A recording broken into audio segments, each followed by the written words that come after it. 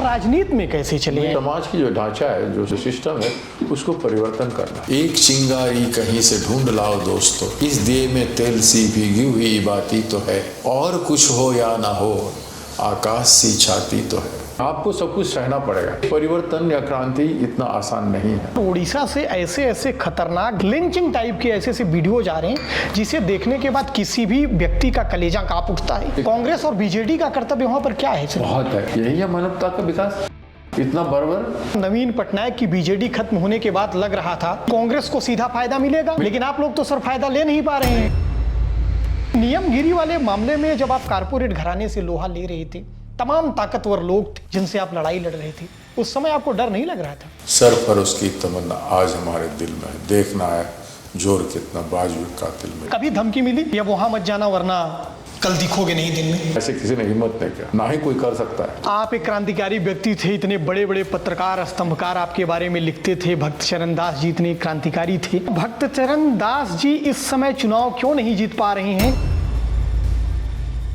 आप प्रधानमंत्री को टारगेट कर रहे हैं। विश्व गुरु इसलिए है कि विश्व में झूठ बोलने के लिए सबसे बड़ा गुरु है। राहुल जी अपने सत्य से सत्ता के झूठ का मुकाबला कब तक जीत जाएंगे? झूठ का बोलबाला चल रहा है, और जिस दिन जनता समझ जाएगी झूठ का बोलबाला, और यह समय आ गया। लोकतंत्र जिंदा है या वेंटिलेटर पर है, या लोकतंत्र अब नहीं है?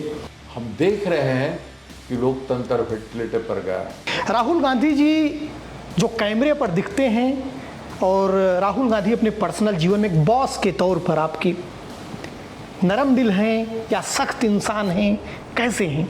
बहुत बच्चा जैसे नरम भी हैं और बहुत सख्त भी हैं, एज व्यक्ति के तौर पर। भारतीय जनता पार्टी जब विपक्ष में थी, जब ये आरोप परिवारवाद का लगाती थी, लेकिन आप जब अपने बेटे सागर चरण दास को विधानसभा का टिकट दिलवाए थे या वो अपनी योग्यता से पाए थे, तो परिवारवाद का आरोप तो आप पर भी लगा होगा?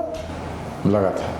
भागवत गीता आप पढ़ते हैं और भागवत गीता से मिले हुए ज्ञान, साम दाम दंड भेद को अप्लाई करते हैं भाजपा वाले मोदी जी। मैं सत्ता की भिखारी नहीं, मैं पावर अख्तियार करने के लिए कोई भी गलत काम नहीं कर सकता।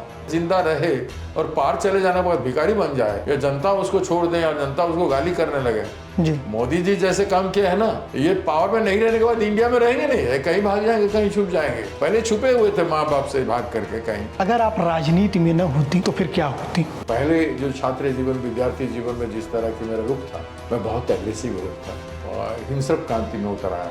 मेरा अंत तो जरूर था।